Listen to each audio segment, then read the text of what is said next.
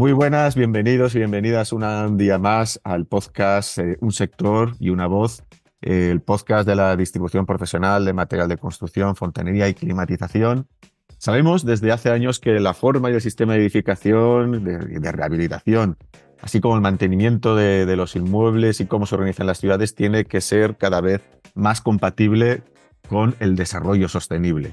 Los objetivos a 2030 y a 2050 de la Unión Europea pretenden llevar al viejo y envejecido continente hacia la descarbonización y hacia una economía circular. Objetivos medioambientales, pero también económicos, ya que la economía de la Unión Europea depende de competidores que en materia de energía y de acceso a materias primas tienen costes mucho más baratos que nosotros. Y esta dependencia en la última década se ha traducido en una enorme pérdida competitiva que lastra nuestro crecimiento y, por tanto, la sostenibilidad también de nuestras economías.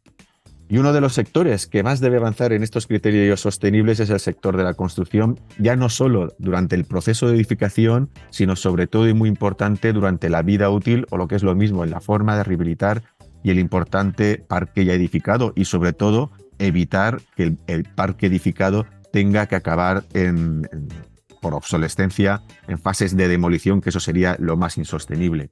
Hoy, para todo esto y seguramente mucho más, charlamos con Dolores Huerta, directora general de Green Building Council Spain, GBC, para los amigos, que es una plataforma de encuentro y diálogo que brinda información y formación de vanguardia para orientar y ayudar a todos sus asociados en la transformación de la edificación sostenible, atendiendo además al bienestar de las personas.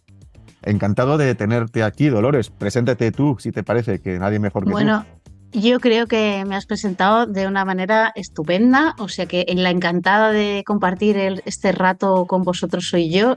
Muchas gracias por invitarnos a debatir y a intentar escudriñar lo que le depara el futuro de la edificación en esta transformación hacia la sostenibilidad.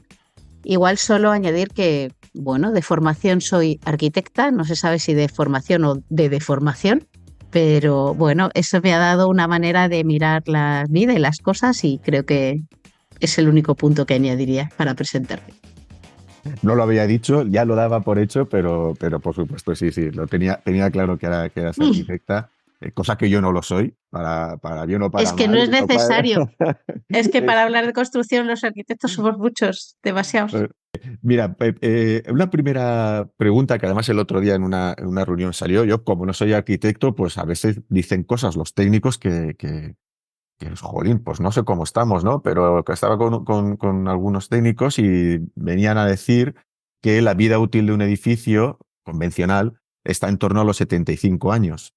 Y claro, a mí eso me asusta porque si vemos ya pensar con los ojos puestos en la próxima década, serán cerca de 6 millones de viviendas las que tendrán más de 75 años, solo las que construidas entre los años 40, 50 y 60. Ya no me voy más allá de los años 40, ¿no?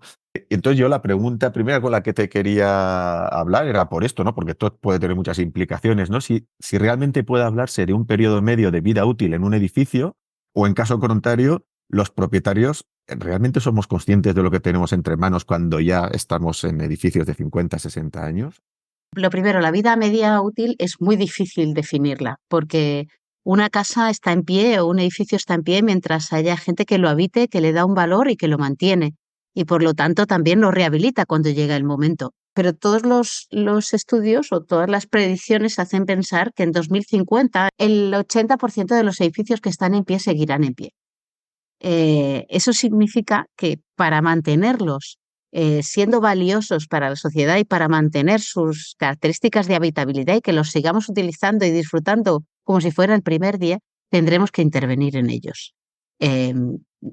De otro modo, pues tendremos también edificios abandonados que serán cadáveres que siguen ahí, Bueno, que pero que ya no eso son es, útiles para la sociedad, con lo y cual eso es un es drama. casi una... Y eso es Es un un drama, drama efectivamente. porque además luego está que en el caso de España, además, el ahorro de las familias está ligada a su propiedad inmobiliaria. Por eso Totalmente. tiene un doble efecto en sostenibilidad, ¿no? El derroche que sería en términos medioambientales tirar un edificio para construir otro de cero cuando se puede rehabilitar y mejorar. Y por supuesto que lo que creemos que es un ahorro, si no se mantiene el edificio, puede pasar como el dinero que se ponía o contaban, ¿no? Que las abuelas ponían debajo del colchón. Más lento, pero la inflación se puede comer por defecto el valor del edificio. Sí, hoy en día una de las grandes preocupaciones, efectivamente, tú lo has dicho muy bien, la mayor inversión que hace una familia está en su vivienda. Pero no es una inversión para siempre. Esa inversión, los edificios, como decía, hay que mantenerlos y hay que cuidarlos si queremos que esa inversión se mantenga. Hoy en día uno de los grandes retos de la sostenibilidad es valorar el riesgo que supone no intervenir en una edificación. Y los inversores, no los pequeños inversores, nosotros que somos dueños de nuestra casa y apenas si miramos a pagar la letra de fin de mes de la hipoteca y hacer alguna reformita por algún antojo. Los inversores inmobiliarios están buscando rentabilidad en sus inversiones y están buscando evitar ese riesgo que supone invertir en edificios que no son rehabilitados o que no están al día en condiciones de eficiencia energética, de descarbonización, de Mm. economía circular. Lo que está claro es que un edificio que no se rehabilita, con el tiempo se va a devaluar, que entonces es donde viene el riesgo. Y esto es lo que como usuarios no nos damos cuenta, ¿no? No Y nos cuando damos nos damos cuenta. cuenta, quizás es demasiado tarde porque hay un problema. A mí, ya te digo, me Mm. preocupa pensar que en la próxima década bastantes millones de viviendas, creo que son unos 6 millones de viviendas, que estarán entre 65 y 90 años. Hay un riesgo de devaluación económica y, por lo tanto, pérdida de ahorros de todas las familias, pero también hay un riesgo, claro, de incumplimiento de los compromisos de la Unión Europea en materia de descarbonización. Todos esos edificios, además de antiguos, son sobre todo muy ineficientes en términos de consumo de Ujú. energía y hay unos compromisos de España y de toda la Unión Europea de alcanzar esa neutralidad climática, que no emitamos emisiones de CO2 desde los edificios ni desde ninguna actividad económica. Y los edificios tienen una hoja de ruta trazada muy clara. En España, en concreto, eh, a día de hoy, la Estrategia Nacional de Rehabilitación prevé la rehabilitación de más de 7 millones de viviendas de aquí al 2050. Pero en su revisión seguramente ese número se verá incrementado, porque Bueno, no solo se trata de dejar de utilizar combustibles fósiles, sino de bajar el consumo energético casi a la mitad. y para conseguir eso habrá que empezar. Y estamos muy lejos, ¿no? Porque Sí. año a año, los años pasan, los objetivos están ahí, los objetivos hay que reducirlos porque no se cumplen. Si atendemos a los datos oficiales, el año pasado se cerraron con 21.000 o 22.000 viviendas, una cifra históricamente baja. Estamos muy lejos de los Muy objetivos. lejos. De hecho, el objetivo es llegar a 350.000 viviendas rehabilitadas al año. Eso es multiplicar por 10 o por 12 la actual actividad. Por ejemplo, entiendo que también para garantizar la seguridad y que los edificios estén en el mejor rendimiento y en mejor prestaciones, está tanto lo que es la ITE como el informe de evaluación del edificio. Mm. Que en teoría es obligatorio que los municipios mm, obliguen a que los edificios con más de 50 años superen este tipo de informes.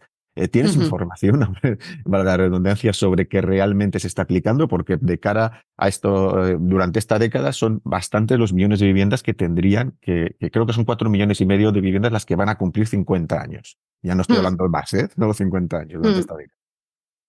A ver, en general, y en esto no tengo datos específicos, voy a hacer aquí un llamamiento a mejorar la calidad de los datos de la edificación, porque es cierto que si queremos Es acometer un un drama. problema tan grande, es un drama la información que tenemos de en qué estado están nuestros edificios, ni de cómo están ocupados, ni de qué necesidades tienen. Y aquí hace falta una inversión en datos, en conocimiento. Pero fíjate, es desde la perspectiva técnica que tú lo dices es un drama, pero si lo vemos desde la perspectiva de mercado, de la toma de decisiones de los Igual, operadores del mercado, la los datos misma. oficiales que hay en 2024 son los mismos que en 1994, que eran los mínimo, ni mínimo, mínimo que se requería para entrar dentro de lo que eran los estándares europeos de Eurostat. Y se hizo lo que se hizo y no se ha evolucionado. Entonces, en plena era digital tenemos datos muy malos. Los datos existen, pero no están ni centralizados, ni están en manos de quien toma decisiones, ni son transparentes para el resto de operadores del mercado. Conocer esos datos redundaría en una mayor calidad, una mayor eficiencia, como decías, de una oferta que se tiene que conformar y que se tiene que, porque estamos hablando de multiplicar por 10 o por 12, ¿eh? Esa oferta todavía no existe. Y vosotros que estáis muy metidos y que tenéis muchos Ujú. estudios sobre y comparados además respecto a otros países, ¿por qué o cuáles son los porqués por los que no despegan nuestro país? Bueno, yo creo que es una suma de circunstancias. Yo, hace poco he estado intentando rehabilitar mi comunidad de vecinos. Bueno, 2 años y medio, ¿eh? 2 años y medio y todavía no han arrancado las obras. Todo está hecho para que no se rehabilite. No es que falla, no es que se hace mal, es que no hay nada pensado para este nuevo sector que es muy distinto al de la nueva construcción. Claro. Ni el sistema de licencias gestión de licencias en ayuntamiento es el que debería, porque debería ser mucho más ágil. Ni la financiación está tan clara, ni los vecinos en este país de comunidades de vecinos y de propietarios, multipropietarios, en el Mm. que hay que tomar decisiones, están Las preparados para tomar asamblearias. Pero esas decisiones porque asamblearias y de tampoco ha manera habido, ágil. claro, pero es que al No hay usuario, una al ciudadano, comunicación. efectivamente no le puedes pedir, bastantes problemas tenemos en nuestro día a día Sí, sí, como para plantearnos que nuestro edificio, yo lo veo, lo toco, está aquí, pues ¿por qué se va a caer? sí, Llamando a sí, la sí, sí. exageración, ¿no? Y no hay concienciación, no se ha hecho absolutamente nada y generar un clima de opinión, porque esto es un tema de cambio cultural. Realmente Es estamos hablando totalmente, además y no es un requiere proyecto. comunicación entre otras muchas palancas, ¿no? De que motiven, motivacionales directas, estamos hablando de desgravaciones, estamos hablando de financiación, de ayudas directas, ¿no? Sí, sí, sí. De hecho, no es un proyecto del sector, es un proyecto del país. Mm. O sea, son las 7 millones de viviendas, es un proyecto país. Es muy grande. Y solo estamos hablando del sector residencial, que luego habría que añadir el terciario. Pero, Es un proyecto muy grande y se está hablando mucho en público de la movilidad sostenible, del vehículo eléctrico y apenas de lo que es la rehabilitación, que afecta mucho más a nuestra vida. Afecta de manera mucho más directa a nuestras inversiones, a nuestros ahorros y a nuestra calidad de vida. lograr ese parque inmobiliario de cero emisiones en 2050 es ese el objetivo, pero y para ello también, entre otras herramientas, está la directiva europea. ¿Cómo ves en este momento la situación de partida de España? Ya hemos visto que mal, ¿no? Pero ¿cuáles podrían ser las propuestas a medio plazo? O a Bueno, corto, porque esto es un tema de empezar ya. esto es pasado mañana. O sea, estamos ya metidos en harina, porque de hecho los últimos fondos europeos, los fondos Next Generation, estaban cortados a medida de la rehabilitación y ha ido mucho dinero destinado ahí. Ha destapado esa gestión de mucho dinero a la vez, ha destapado que, por ejemplo, la financiación no es el mayor de los problemas. De hecho, la financiación en forma de subvención directa puede ser más un freno que un aliciente, sobre todo porque es muy complejo de gestionar y Por el digamos que sistema, por cómo funcionan las por subvenciones. cómo funcionan es muy difícil de gestionar. Entonces, en temas financieros tenemos que ir a otro tipo de fórmulas que no sean la subvención directa, seguramente como hablabas, las ventajas fiscales, las desgravaciones, un IVA reducido para la rehabilitación, incluso el nuevo sistema de certificados de ahorro energético, que es un mercado libre, entre comillas, está un poco regulado, Y este pero sistema de los CAEs, que es poco sí. conocido Ujú. y que se quiere implementar, exactamente cómo lo podríamos traducir para que la gente que Para nos que nos lo escuche lo entiendan. entienda efectivamente, ¿no? Porque es Vale, verdad que es una herramienta que es está en la nueva. retaguardia, pero que va a empezar a No, estar. no, ya está en marcha. No, Mm, ya está en mm. marcha y además es muy eficaz, porque no es subvención, no te la tienen que otorgar.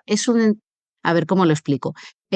Digamos que se ha abierto un nuevo mercado en el que los que llaman sujetos obligados, que son las empresas que nos venden energía, están obligados a poner un dinero para que ahorremos energía.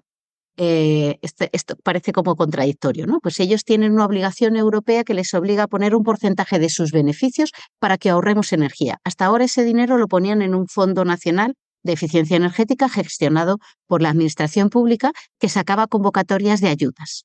Y esas convocatorias de ayudas, como digo, son complejas de gestionar, tardaban mucho.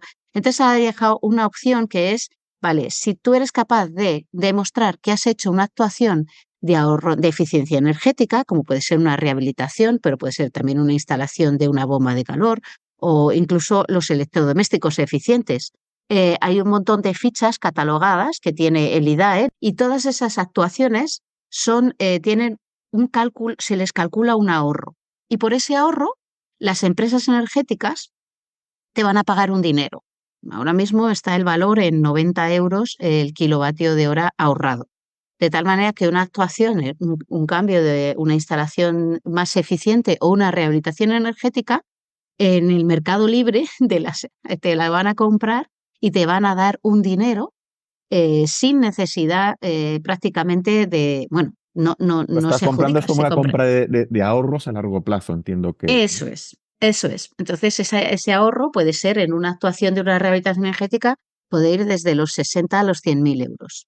Y no es una subvención, con lo cual la compra es inmediata, no hay que presentar miles de papeles, devolver miles de papeles, y normalmente lo va a tramitar el agente rehabilitador que te lleve una actuación de rehabilitación o, eh, yo no quiero dar ideas, pero si los agentes distribuidores de materiales creen que pueden acumular muchas actuaciones de ahorro energético, pueden ellas convertirse en sujeto que vende esas actuaciones. Y recientemente, yo creo que hará cosa de 2 o 3 semanas, ahora no lo recuerdo muy bien, pues ya se aprobó, creo que fue el Parlamento el que aprobó la directiva sobre eficiencia energética que afecta de lleno al parque edificado. ¿Cómo la Sí. podríamos resumir también y cuáles pueden ser sus implicaciones, aunque hay que transponerla y cómo quede esa transposición dependerá también mucho de cómo quede la efectividad de las políticas en rehabilitación a medio plazo? Bueno, yo la suelo resumir en tres grandes puntos. El objetivo principal es que tengamos un parque edificado descarbonizado en 2050. Y eso es un objetivo súper ambicioso. Entonces, lo que pone encima de la mesa son varios instrumentos para ayudar a conseguir ese objetivo. Para mí, el primero, el primordial, es que define el edificio cero emisiones. Y el edificio cero emisiones es el que tiene que llegar a ser todo edificio construido a día de hoy en 2050. Entonces, de esa definición, que es un edificio cero emisiones, depende de hacia dónde vamos a llevar nuestro parque edificado. Bueno, el edificio cero emisiones es un edificio de consumo de energía casi nulo, que además no se le permite bajo ningún concepto emitir CO2 en su fase operativa, es decir, en el uso del edificio, de ninguna de las maneras. Pero está por definir, ¿vale? Esto es una de las cosas que la transposición tiene que definir. Y hacia ahí hay que llevar todos los edificios, no los que se construyen nuevos, también los que existen. Y eso es una labor de años. El segundo punto, instrumento importante, es el Plan Nacional de Rehabilitación. ¿Qué vamos a hacer en concreto? ¿Qué vamos a rehabilitar y cómo? ¿Qué viviendas? ¿Dónde están? ¿Cuántas son? ¿Cómo se llaman? Esto que decíamos de los datos. ¿Y con qué dinero se van a rehabilitar? Y además obliga a que la rehabilitación que se lleve a cabo sea sobre todo, mayoritariamente, en las que están en peor estado. Es decir, que empecemos por las edificaciones más ineficientes, que suelen ser estas construidas en los años El 40, 50, desarrollismo, el inicio 60. del desarrollismo. Eso es.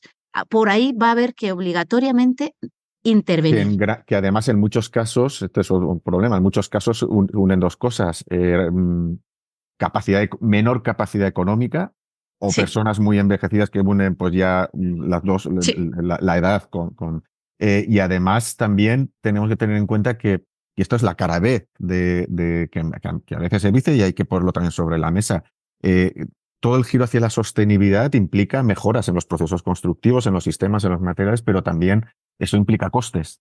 En un momento en el que y hay que aquilatar, hay que buscar que la suma de los costes estén en línea con la capacidad de compra. Y ahí hay un problema porque además hay un problema heredado también porque todas las políticas que tienen que ver con la sostenibilidad, que son necesarias y por razones, si quieres, medioambientales, por supuesto, pero es que incluso también por razones económicas a medio y Sí. largo plazo.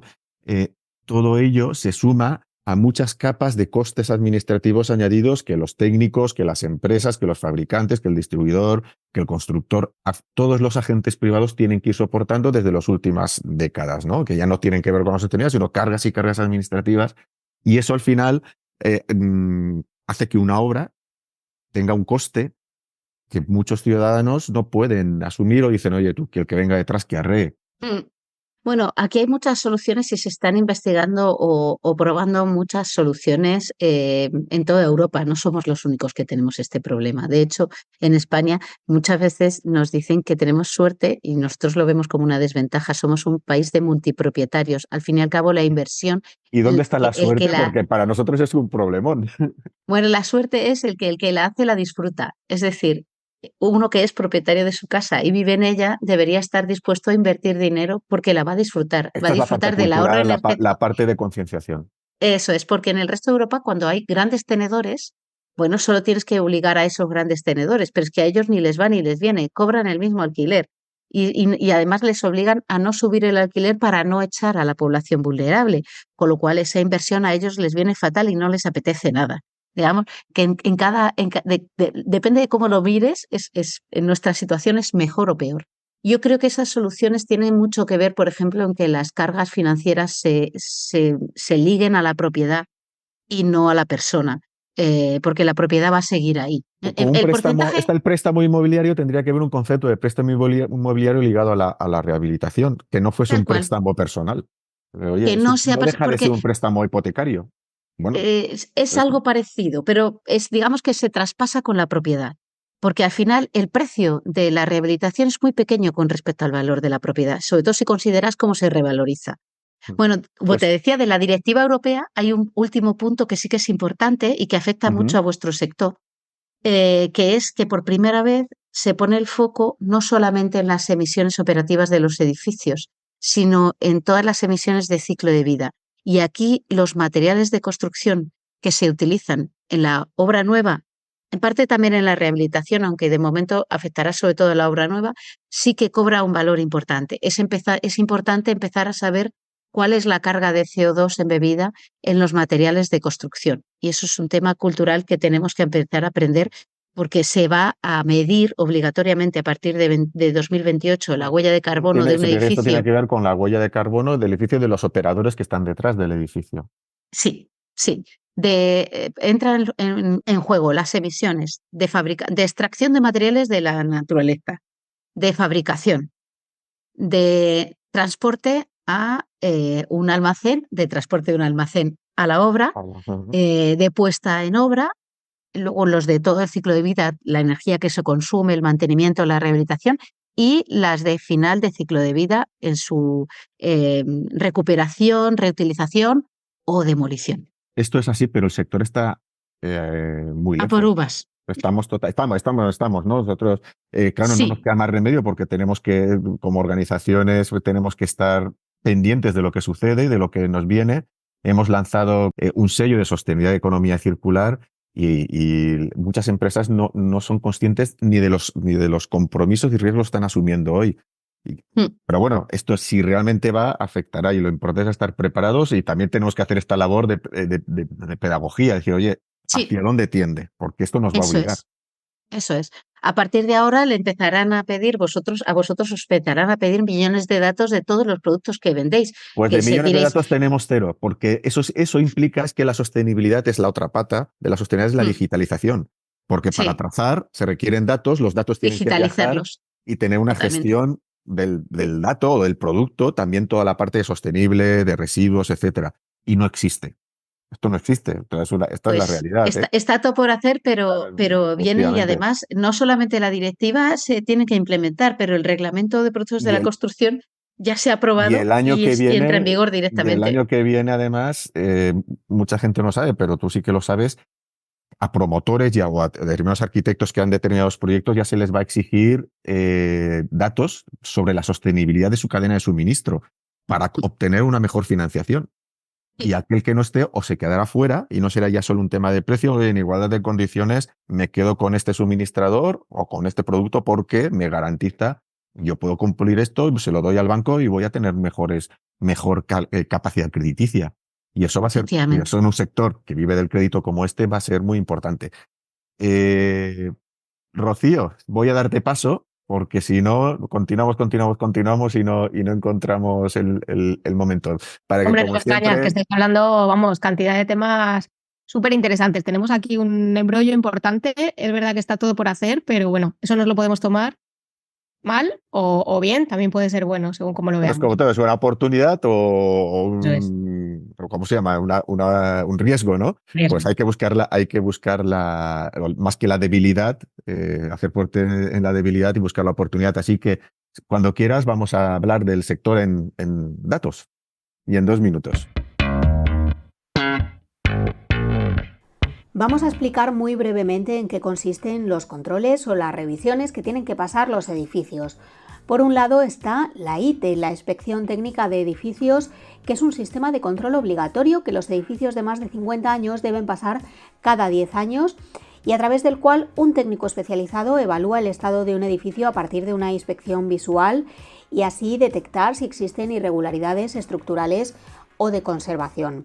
Teóricamente, el técnico realiza esta inspección sin necesidad de acceder al interior de las viviendas, pero si detectase algún tipo de daño relevante y para el que necesita acceso, es obligatorio permitírselo. Si el informe es favorable, significa que el edificio está en buen estado y no habría que hacer nada, pero si su informe es desfavorable, el informe irá acompañado y detallado con las obras que hay que llevar a cabo y los propietarios están obligados a realizar un proyecto de rehabilitación en los tiempos establecidos. Un pasito más allá de la ITE está el informe de evaluación de edificios, que es una inspección más completa que evalúa de forma más amplia el estado del edificio. En lugar de limitarse solo a los parámetros de la ITE, incluye también el certificado de accesibilidad y el certificado de eficiencia energética. En algunas comunidades autónomas, el informe de evaluación de edificios sustituye al ITE, por lo que hay que asegurarse de cuál se debe pasar en función de la comunidad a la que pertenezca el edificio. Aunque ha sido un proceso lento, en los últimos años los municipios se lo han tomado en serio y comienza a ser común el cumplimiento de este deber de conservación para edificios de más de 50 años. Durante esta década, 3.720.000 viviendas han cumplido o cumplirán 50 años y deben superar, por tanto, estos informes. Todo ello en un contexto en el que se quiere impulsar la rehabilitación energética de edificios con el objetivo de pasar de 30.000 viviendas en 2021 a 300.000 en 2030. Sin embargo, 2 años después, los visados de rehabilitación han caído a las 25.000 unidades a la espera de que la demanda embalsada ligada a las ayudas europeas se transforme en actividad. Esperemos que durante 2024. Sin embargo, hemos conocido en un reciente estudio del INE sobre 310.000 propietarios que el 80% considera que su edificio está bien conservado y un 81,2% cree que su vivienda no tiene problemas de aislamiento. Hay muchas barreras para que la rehabilitación funcione, pero una de ellas, quizá la principal, pasa porque los usuarios tomemos conciencia del envejecimiento de nuestros edificios y sus consecuencias. Es tan sencillo y tan complejo como que si no percibimos el problema, no actuaremos para resolverlo. Pues muchas gracias, Rocío, por esta información que nos ha ayudado a dar contexto a la charla que estamos teniendo con Dolores. Continuamos, nos has puesto antes en el preámbulo, nos has de la directiva, de las implicaciones que tiene, que además va a tener implicaciones sobre todos los operadores y el distribuidor sin duda es un operador dentro de la cadena de servicios para la construcción. Y ahondando en todo ello, ¿cuáles son, desde tu perspectiva privilegiada, los aspectos más destacados en cuanto a la ampliación del alcance de la descarbonización de los edificios según esta nueva directiva? Porque Sí, se bueno, habló pues de que no se podrían vender o alquilar a partir. Ahora esto se mantienen los objetivos, pero se han quitado el cómo, aunque al final habrá que pasar por algo parecido. sí, de hecho se deja en manos de la administración pública o de cada país, de los Estados miembros, el decidir cómo van a conseguir, como contábamos antes, que se rehabiliten todas esas viviendas y los Estados miembros tienen que definir en qué viviendas se va a constituir o se va a conseguir eso. En Francia ya se puso en marcha hace años los estándares de las normas mínimas de eficiencia energética, que consisten en que cada año van definiendo que los edificios, por ejemplo, con una calificación más baja ya no pueden venderse ni ponerse en alquiler. En Francia, por ejemplo, empezaron pues las letras más bajas, la F, la G, y ya no se pueden ni vender ni alquilar, de tal manera que se obliga a rehabilitar. Si quieres mantener ese edificio en el mercado, tienes que rehabilitarlo sí o sí. En España el problema es que, tal y como está hecha la certificación energética, hay un porcentaje altísimo de viviendas que tienen una calificación inferior a una E o una F, con lo cual esa medida no serviría para discriminar las peores viviendas, serían Porque el todas. 83% serían muy Eso malas. es. Con lo cual, habría que hay que hacerlo de otra manera. Y ese es el trabajo que tiene ahora encima de la mesa la administración pública, nuestro ministerio, digamos, para definir cuáles son las peores viviendas y qué mecanismos pone en marcha para que esas se rehabiliten sí o sí. Si es una obligación, si es una ayuda muy ventajosa para que no puedan decir que no, o si directamente toma la voz cantante y dice, pues se hace y lo hago yo y me lo pagas, ¿no? Que es una actuación ya que sería la más violenta, entre comillas. Y en este sentido, ¿cómo se está trabajando en España para mejorar precisamente los datos necesarios para implementar la nueva directiva, según el proyecto Indicate en el que estáis inmersos? Sí, bueno, hay varias líneas de trabajo en este sentido. Por ejemplo, voy a empezar por otra que es oficial. El IDA y el Ministerio están haciendo un rescalado de los certificados energéticos. Por esto que comentábamos antes, si el 80% son malísimas, vamos a cambiar un poquito la escala a ver si aprueba alguien, ¿no? Como en clase. Si todos los niños suspenden, será que el profesor no está haciendo bien su labor. Están haciendo ese rescalado para que no todo el mundo sea suspenso, aunque luego irá subiendo con el tiempo, esto es así. La otra cosa de la que no sabemos nada es cuál es la huella de carbono de nuestros edificios, esa que te he dicho que va a ser obligatoria medir a partir del 2028 y limitar a partir del 2030. Pues no sabemos cuánto CO2 emiten. ¿Pero eso será nuestros obligatorio edificios. para los nuevos, pero para los antiguos también? En principio para los nuevos.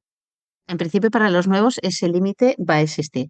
Para la rehabilitación está por ver. Supongo que se podrá interpretar en algunos casos la rehabilitación integral o las reformas integrales como una obra nueva, como pasa con el código técnico, que cuando es una rehabilitación integral tienes que cumplir condiciones de código técnico. O sea que es posible que España también diga, mira, ese límite de carbono también lo ponemos para rehabilitaciones integrales, aunque en principio es para nueva obra.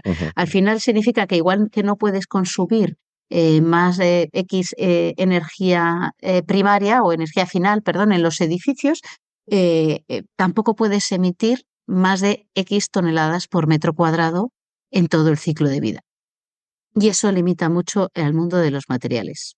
Pero bueno, esto será, si acaso lo dejamos En otro para podcast. más adelante, en otro podcast ya lo podemos Aparte mirar. 2. Ahora lo que vamos a hacer es dar paso a dos amigos, dos personas vinculadas al mundo de los medios de comunicación de nuestro sector. Uno de ellos está muy centrado en lo que es el ámbito de la distribución de materiales y el otro está centrado en el ámbito de la distribución de fontanería, equipos de calor y de frío y ventilación. Así que si te parece, Dolores, les escuchamos y Perfecto. que seguro que sus preguntas van directas al grano además. Soy Javier Espada, responsable del área de climatización y confort de CD Comunicación, y me gustaría lanzar una pregunta en relación a la falta de mano de obra y de profesionales cualificados, porque estamos percibiendo que esta problemática va mucho más allá de lo que es el colectivo instalador y también está afectando especialmente a los distribuidores de climatización, calefacción y fontanería, que tienen dificultades para encontrar a profesionales con una experiencia y una cualificación suficiente para trabajar como técnicos en sus puntos de venta, en sus almacenes. En este sentido, ¿cuáles son las acciones que pueden implementarse tanto a nivel de la cadena de valor como de la administración pública para intentar solucionar este problema? Muchas gracias a Andy Mac por brindarnos la oportunidad de poder participar en este podcast. Pues muchas gracias, Javier, por la pregunta muy oportuna, tremendamente oportuna, porque esta es una de las grandes barreras y de los grandes riesgos que tiene nuestro sector, no de cara al futuro, sino a día de hoy. Yo creo que aquí hay una responsabilidad muy grande de la administración pública por incentivar las carreras, no carreras técnicas, también títulos de grado medio y de FP centrados en las necesidades del sector en los próximos años, en la eficiencia energética, en la rehabilitación, etcétera, etcétera. Y por otro lado, hay una necesidad de lanzar entre todos, y aquí yo creo que tenemos todos algo que contar, un mensaje de optimismo y de atracción de talento hacia nuestro sector. Yo soy feliz haciendo lo que hago, soy feliz dedicándome al mundo de la construcción y las obras, y creo que los jóvenes de hoy en día deberían de ver en la construcción una oportunidad única. Y para eso tenemos que cambiar el relato de lo que es nuestro sector y dibujarlo como un sector profesional, digitalizado, tecnificado, que apuesta por la industrialización y que puede ofrecer oportunidades laborales bestiales y de mucho futuro. Y luego formación continua, porque ni aunque tengamos 7 carreras, estamos preparados para todos los cambios. Hay que estar continuamente con un oído atento a las novedades y a estar formados. Pues muchas gracias, Dolores. Tremendo melón, ¿no? Este que ha abierto Javier y complicado de llevar a la práctica. También nos ha querido trasladar una pregunta, en este caso de Ramón Capdevila, del medio especializado en almacenes distribuidores de materiales de construcción, El Informatiu. Vamos a escucharle. Hola, buenos días. Soy Ramón Capdevila, editor del Informatiu Almacenes de Construcción, una revista especializada en la distribución de materiales de construcción. Me gustaría preguntarte cómo puede la distribución ayudar en la transformación hacia una edificación sostenible. Muchas gracias. Pues muchas gracias, Ramón. De nuevo, una oportuna pregunta la tuya, porque esta es una transición que hacemos entre todos y creo que todos tenemos un papel muy importante. Yo creo que el sector de la distribución tiene una responsabilidad muy grande para hacer viable la economía circular. Y yo creo que sois un nexo de unión indispensable que tiene que hacer la logística actual y la logística inversa para facilitar que nuestra economía sea una economía circular. Pero es que además tenéis un potencial de llegada a todas las obras de España muy grande, con lo cual tenéis que hacer de eco de los mensajes, tenéis que formaros para saber hacia dónde va esa transición hacia la sostenibilidad, y tenéis que comprenderlo, asimilarlo y ser portavoces de esa, y dar información y formación seguramente a obras que están muy alejadas. Y a mí me encantaría hablar con muchísima más gente, pero no vamos a llegar entre los que estamos ahora mismo hablando del tema. Y yo creo que esto es una labor de todos. Muchas gracias, Dolores, por contestar estas preguntas. Sebastián, cuando quieras, te vuelvo a pasar la palabra. Muy bien. Yo por mi parte, la verdad es que poco más. Yo creo que ya hemos hablado bastante. Podríamos seguir abriendo caminos de discusión o de debate más que de discusión, y lo haremos, Dolores. Yo creo que, Rocío, si te parece, pasamos al turno de preguntas rápidas. Sí, aunque es cierto que yo tenía aquí preparadas unas preguntas, pero es verdad que las hemos ido respondiendo de manera natural durante toda la conversación, pero bueno, las vamos a hacer y así, si te parece, pues nos sirven de síntesis, ¿no? Para esta conversación, respondes lo más brevemente que puedas cada una de ellas y yo creo que va a ser un buen resumen de todo lo que hemos hablado. ¿La nueva directiva se adapta a las necesidades de nuestro parque inmobiliario? Si la sabemos implementar bien, sí. De hecho, ha dejado mucho margen para que sean los Estados miembros las que lo adapten a nuestro parque inmobiliario. Yo creo que es una gran oportunidad. ¿Cumpliremos el objetivo de 0 emisiones en 2050 o lo ves complicado? Yo no puedo decir que no. Yo me debo a decir que sí. Y lo creo firmemente. Lo que pasa es que, claro, va a costar. Pero si no digo yo que sí, mal vamos. Pero lo tenemos que creer primero nosotros, ¿no? Efectivamente. ¿Va a ser la rehabilitación la pata más importante del sector en los próximos años? Sin duda alguna, sí. Seguirá habiendo nueva construcción, pero si multiplicamos nuestra actividad como tenemos que hacer por 10, indudablemente es lo que más se va a ver, lo que más va a afectar a los ciudadanos y por supuesto, al sector. Pero es casi un sector distinto, el de la rehabilitación, que el de la nueva construcción. Aunque sea con operadores muy parecidos, es muy distinto. Y si pudiéramos resumir en una frase, ¿qué papel debería jugar la distribución profesional en todo este proceso? Bueno, como decía, es una parte de la cadena de valor imprescindible, es un altavoz de los cambios y es una manera de asegurar el tiro casi en la última base, que es la de la puesta en obra. Genial, María Dolores, pues muchísimas gracias. Yo creo que ha sido un resumen perfecto, ¿no? de esta conversación tan interesante que hemos tenido hoy. Pues muchísimas gracias, Rocío, y a ti, Dolores, como siempre. Podríamos hablar de muchas más cosas y abrir más caminos y, oye... Emplazamos a una segunda parte. Estaría encantada porque con vosotros siempre, vamos, es un placer hablar con vosotros y llegar con la llegada que tenéis, pues más todo. Bueno, pues oye, Dolores, muchísimas gracias y estamos en contacto como siempre. Un placer.